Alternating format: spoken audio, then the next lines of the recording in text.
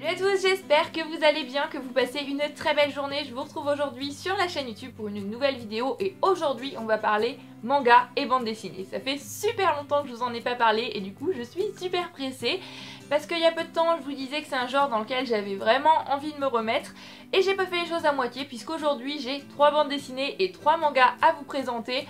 Donc 6 livres, on va commencer sans plus tarder et arrêter de blablater pour éviter que cette vidéo ne soit trop longue. On commence sans plus tarder avec la première bande dessinée, il s'agit de Abélard, le tome 1, La danse des petits papiers, c'est de Diliès et Autière et c'est paru aux éditions d'Argo. Alors j'ai eu un coup de cœur immense pour cette bande dessinée dont j'avais entendu tout un tas de bons avis et une chose que je peux vous assurer c'est que ces bons avis n'étaient pas du tout démérités. Cette bande dessinée elle est tout simplement adorable, elle a fait fondre mon petit cœur. Dans Abélard on va suivre Abélard qui est un petit oisillon qui vit auprès d'un marécage. Il n'a jamais vraiment quitté son marécage, les gens qui vivent là il les connaît très bien et tout. Et un jour, il va tomber amoureux. Donc il est prêt à tout pour cet amour et il va faire un voyage extraordinaire. Et bien évidemment, le long de son voyage, il va rencontrer tout un tas d'autres personnages. Abélard, je trouve qu'il représente tellement bien l'innocence et la gentillesse propre à l'enfance. Et il prend tout au premier degré, c'est la bande dessinée feel good par excellence pour moi, ça m'a fait sourire. Et en fait, chaque jour, il tire un petit papier de son chapeau sur lequel il est inscrit une citation. Et j'ai trouvé ce concept très intéressant et voilà, c'était très beau. Comme je le disais, cette bande dessinée pour moi, c'est vraiment plein de poésie, plein de naïveté propre à l'enfance et les dessins en plus sont sublimes et le personnage de Gaston qu'on va découvrir à la fin du livre m'intrigue énormément donc j'ai hâte de découvrir la suite. Mais en tous les cas là c'est un petit peu compliqué parce que je peux pas trop vous en dire. Je vous invite grandement à vous plonger dans cette bande dessinée sans trop en savoir, juste que ça vaut absolument le coup. On a des personnages qui sont terriblement attachantes. Une histoire qui est juste géniale, portée par des très beaux dessins, avec une poésie incroyable. Voilà, Abélard, un énorme coup de cœur, et je vous laisse sans plus tarder avec quelques planches.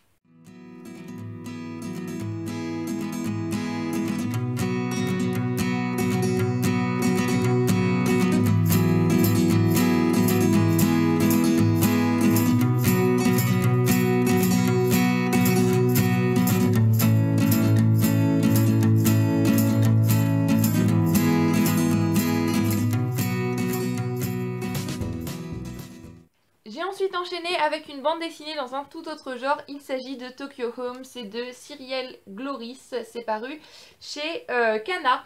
Cette bande dessinée, c'est l'histoire de Julie, qui est cette fille-ci qui vit en France. Mais elle s'est disputée avec sa mère, je ne vous dirai pas pourquoi, et elle va donc aller vivre chez son père qui habite au Japon. Donc il va falloir qu'elle se fasse accepter, il va falloir qu'elle s'adapte à un pays qu'elle ne connaît pas, avec une langue qu'elle ne parle pas. Et c'est tout ce processus d'adaptation, les amis qu'elle va se faire, etc. qu'on va découvrir dans ce livre et j'ai vraiment beaucoup aimé. Autant pour les dessins que pour l'histoire portée par le personnage de Julie qui est un personnage terriblement attachante. Elle est drôle et voilà, c'est une bande dessinée qui m'aura fait sourire mais qui en même temps traite quand même de lourds sujets. On va parler donc du coup de l'acceptation dans un milieu qui n'est pas le nôtre, dans un nouvel établissement. Se faire des amis c'est pas forcément toujours simple. On va aussi parler des amis qui sont peut-être pas très recommandables et qui ont une mauvaise influence sur vous. Voilà, on va parler d'une relation père-fille aussi qui va évoluer, qui va se développer d'une magnifique manière. D'autres sujets que je ne peux pas vous dire pour ne pas vous spoiler, mais j'ai trouvé ça très intéressant. En plus, on a quelques petites pages qui vont parler du Japon, de certaines coutumes, et ça m'a permis d'apprendre certaines petites choses. Et j'ai passé un très bon moment avec cette bande dessinée. En plus, elle est juste... Voilà, elle est peps, elle est colorée, et l'extérieur représente très bien ce qu'on va trouver à l'intérieur. C'est... Voilà, un bon moment assuré, si vous aimez le Japon, je vous la recommande. Et même sinon, ça peut être une bonne manière de découvrir un petit peu ce pays et quelques coutumes qui peuvent l'entourer. Donc je vous laisse encore une fois, sans plus tarder, avec quelques planches.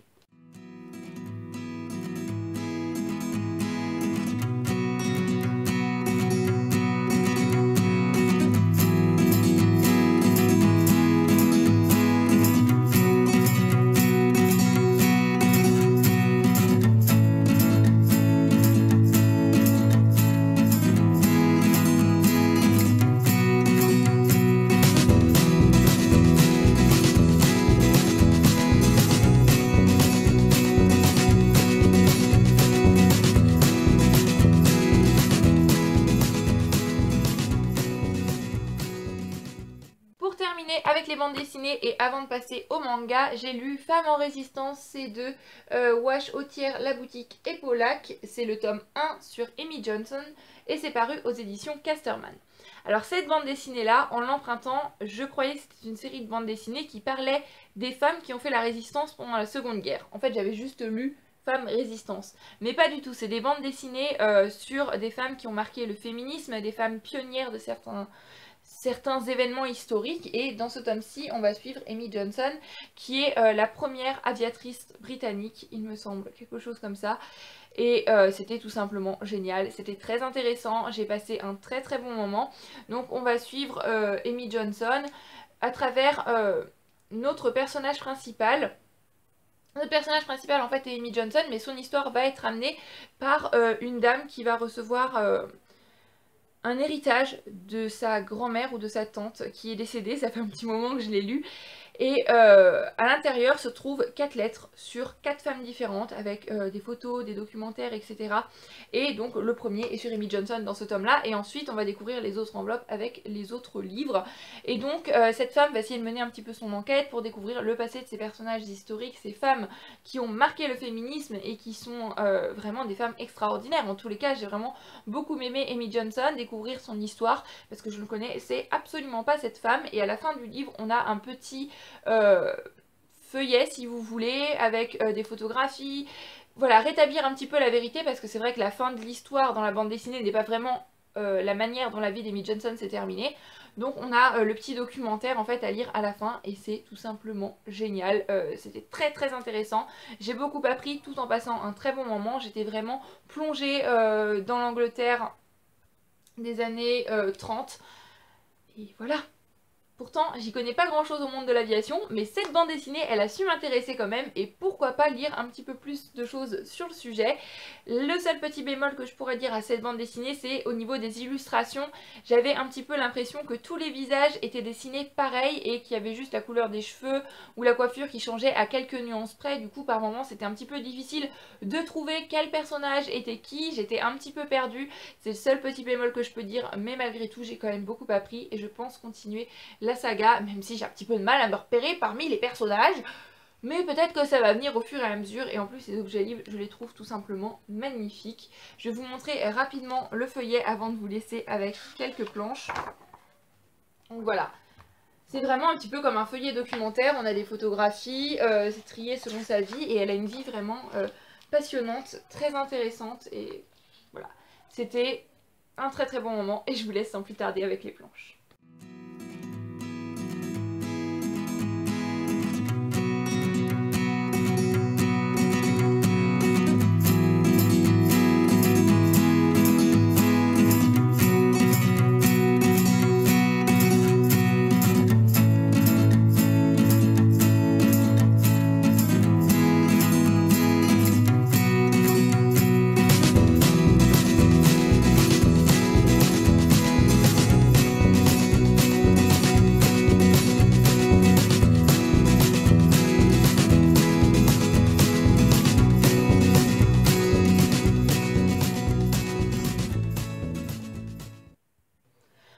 Maintenant au manga parce que oui je me suis remise au manga, ça fait un petit moment que j'avais envie parce que avant je lisais pas mal de mangas, c'est un genre que j'aimais énormément et puis je sais pas pourquoi j'ai arrêté.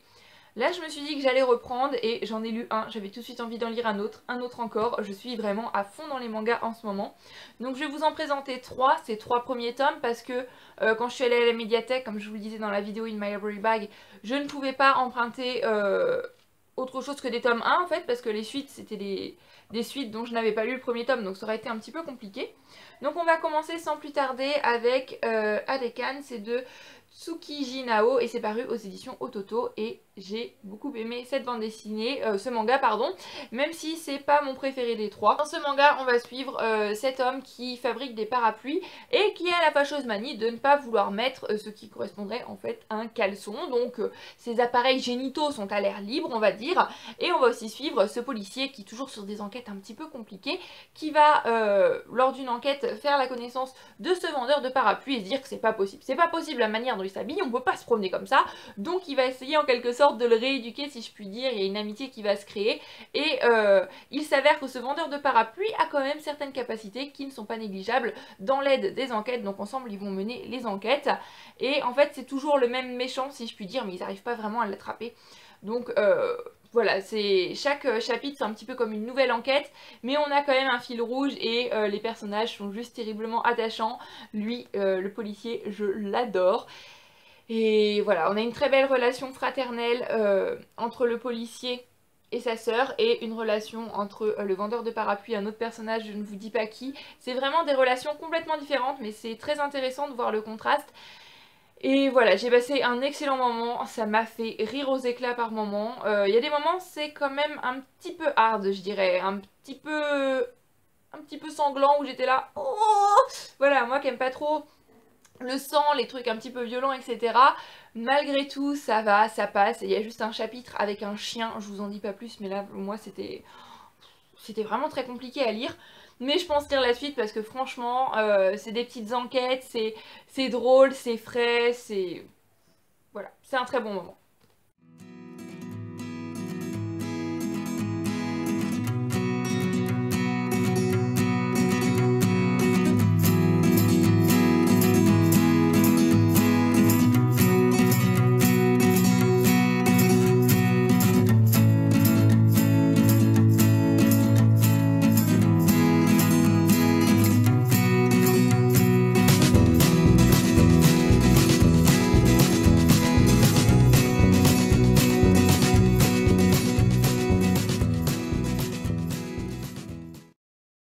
J'ai lu Bitter Virgin de Kei Kusunoki, paru chez Kiyun, et ça c'est un énorme coup de cœur. Ce premier tome, c'était génial. C'est un shoujo, mais c'est pas l'histoire mielleuse, l'histoire d'amour, cuculapraline, gnangnan, prévisible à des kilomètres à la ronde. Non, non, non, là on est sur complètement autre chose. Et c'est trop bien. Ça, je vous le recommande, mais je ne sais même pas combien de pourcents, parce que c'était énorme et j'ai juste trop envie de savoir la suite. En fait, dans Bitter Virgin, on va suivre deux personnages. Tout d'abord, il y a Daisuke qui lui est un tombeur. Voilà, il a envie de draguer toutes les filles du lycée. Il y en a juste une, bon elle, pas trop envie parce qu'elle a peur des gars en fait. Dès qu'il y en a un qui la touche, elle fait un de ses bons. Oh, c'est pas vraiment ce qu'elle a, elle est nouvelle, alors tant pis elle, voilà. Mais je me ferai toutes les autres par contre, hein. Ça il est sûr là-dessus. Seulement voilà, un jour, il va entrer dans une église qui est soi-disant hanté, c'est lui qui a lancé cette rumeur pour pouvoir avoir un petit peu son espace tranquille, parce que toutes les filles le suivent. Et cette fille, qui s'appelle Inako, va entrer dans l'église, parce qu'elle n'est pas au courant de cette rumeur, elle est nouvelle, et va aller se confesser, sans savoir que c'est Daisuke qui est de l'autre côté du confessionnal, et qui va entendre tout ce qu'elle a à lui dire, et là elle va lui livrer un passage de sa vie vraiment très lourd, très compliqué, qui moi vraiment m'a beaucoup touchée et émue. Et ensuite ressortir de l'église. Seulement voilà, maintenant Daisuke est au courant du secret de Inako, j'ai vraiment du mal avec son prénom, est au courant du secret d'Inako, mais elle ne sait pas qu'il sait. Et il y a vraiment une relation très particulière qui va se lier entre ces deux personnages. Et puis il y a la petite amie Daisuke aussi qui va amener son grain de sel, vraiment. C'est une histoire d'amour qui est loin d'être simple, mais qui moi je trouve est très belle et très prenante et très addictive. Et j'ai hâte de savoir la suite, en plus ses dessins sont juste waouh. C'est trop bien. C'est trop bien, je suis en amour de cette saga, donc ça, je vous recommande, je vous recommande, je vous recommande.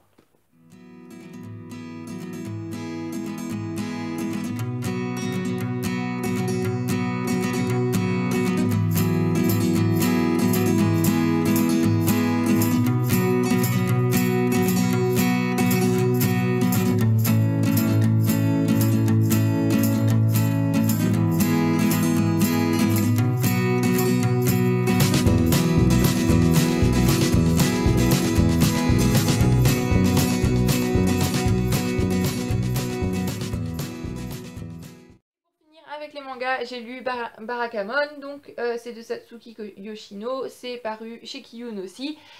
Et ça aussi, j'ai adoré. Un petit peu moins que Bitter Virgin quand même, mais j'ai passé un super moment. Dans Barakamon, on va suivre Seichu qui est un maître calligraphe, mais sa calligraphie est jugée trop scolaire et ça l'a tellement énervé qu'il a mis son poing dans la tête du directeur de l'exposition.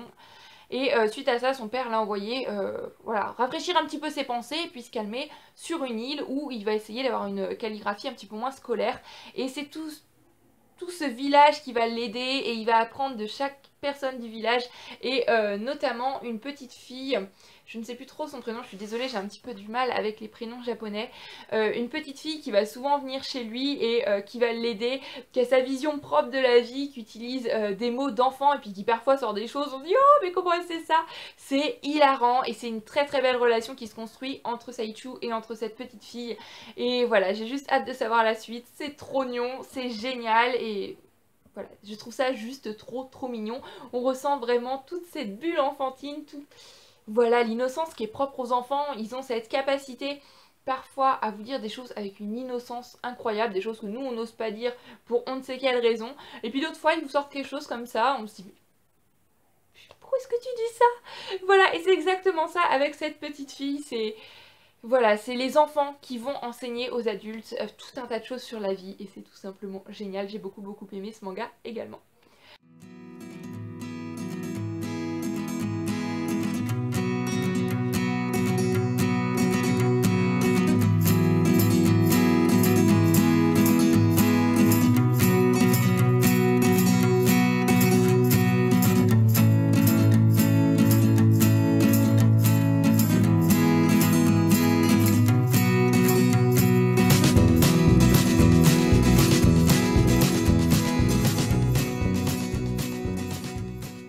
Donc voilà, j'en ai terminé pour ce petit update bande dessinée et manga. J'espère que ça vous aura plu. Comme d'habitude, n'hésitez pas à me laisser un petit commentaire pour me dire si vous avez envie de lire l'un de ces manga ou une de ces bandes dessinées que j'ai présentées aujourd'hui. Je m'excuse par avance pour cette vidéo, peut-être pour l'aspect brouillon, etc. C'est vrai que j'ai plus l'habitude de vous parler de romans et les bandes dessinées c'est pas forcément quelque chose dont je vous parle souvent, donc j'ai pas l'habitude de faire un avis bande dessinée, etc. Je sais pas franchement trop quoi vous dire, donc c'est une vidéo qui est un petit peu plus courte que d'habitude, qui est peut-être pas plus mal, hein, parce qu'en ce moment j'ai tendance à faire des vidéos assez longues, mais en tous les cas je vous en ferai d'autres parce que maintenant je suis à fond bande dessinée et manga. Et en attendant la prochaine vidéo, comme d'habitude je vous fais à tous plein de bisous, je vous souhaite d'excellentes lectures, prenez grand soin de vous, bye bye.